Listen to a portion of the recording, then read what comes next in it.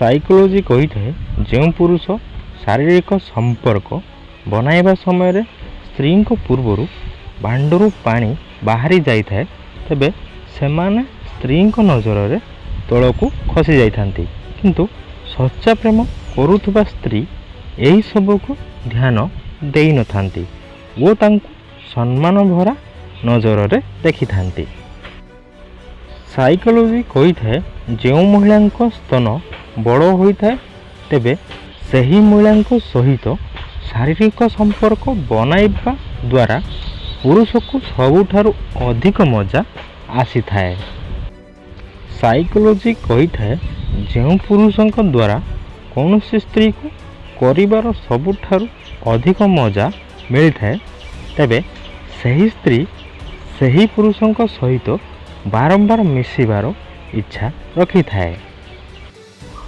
Psychology कही थाए जेतेबेले गोटे स्त्री शारीरिक संपर्क बनाइबा पई अधिक इच्छा होई थाए तेबे से हस मजाक और खराब इशारा निश्चय करी थाए। साइकोलोजी कही थाए जो पुरुष भिन्न भिन्न स्त्री पछरे गोड़े होई न थांती और स्त्री को इज्जत दे थांती तेबे एमिति पुरुषों को स्त्री बहुत पसंद करी थांती।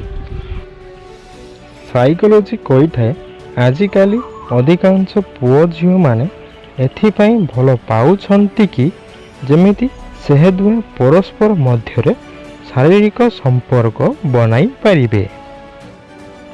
साइकोलोजी कही थाए शारीरिक संपर्क बनाइबा समय महिला स्तन को जोर जोर चिपिबा अपेक्षा हल्का हाथ रे धीरे धीरे चिपंतु, जीभ लगाई चाटंतु, निपल को दांत रे हल्का हल्का कामुड़ंतु, स्तन उपरे तेल लगाई मालिश करंतु, महू बा क्रीम लगाई चाटंतु।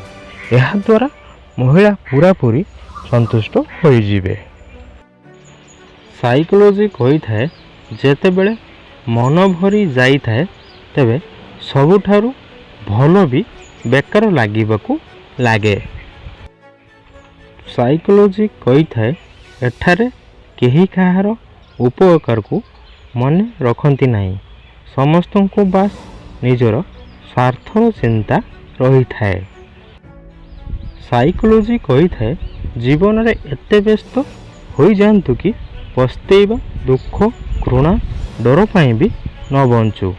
मन रखु जीवन रे खाली व्यक्ति ही सबुठारु अधिक दुखी होई थाए।